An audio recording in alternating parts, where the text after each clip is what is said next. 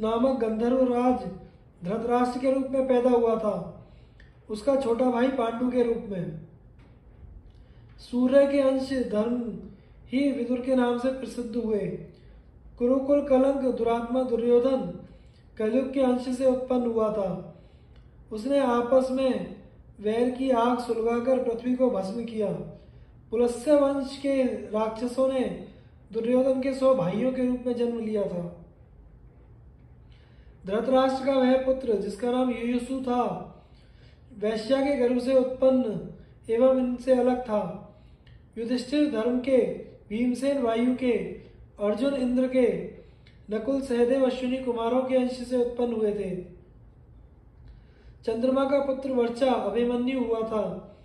वर्चा के जन्म के समय चंद्रमा ने देवताओं से कहा था कि मैं अपने प्राण प्यारे पुत्र को नहीं भेजना चाहता, फिर भी इस काम से पीछे हटना उचित नहीं जान पड़ता।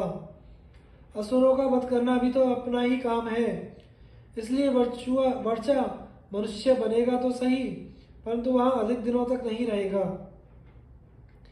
इंद्र के अंश से नरावतार अर्जुन होगा, जो नारायण अवतार श्री कृष्ण से मित्रता करेगा। मेरा पुत्र अर्जुन का ही पुत्र होगा।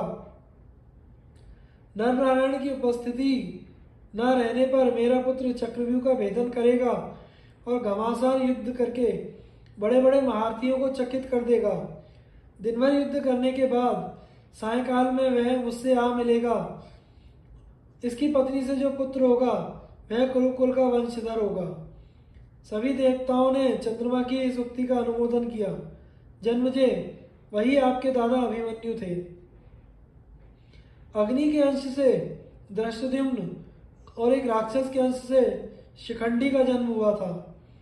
विश्व देवगण द्रौपदी के 5 पुत्र प्रतिविंध्य, सुसोम, श्रुतकीर्ति, शतानीक और श्रुतसेन के रूप में उत्पन्न हुए थे। वासुदेव जी के पिता का नाम शूरसेन था। उनकी एक अनुपम रूपवती कन्या थी जिसका नाम था प्रथा।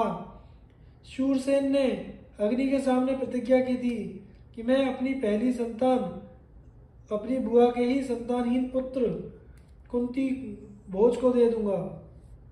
उनके यहाँ पहले प्रथा का ही जन्म हुआ, इसलिए उन्होंने उसे कुंती भोज को दे दिया।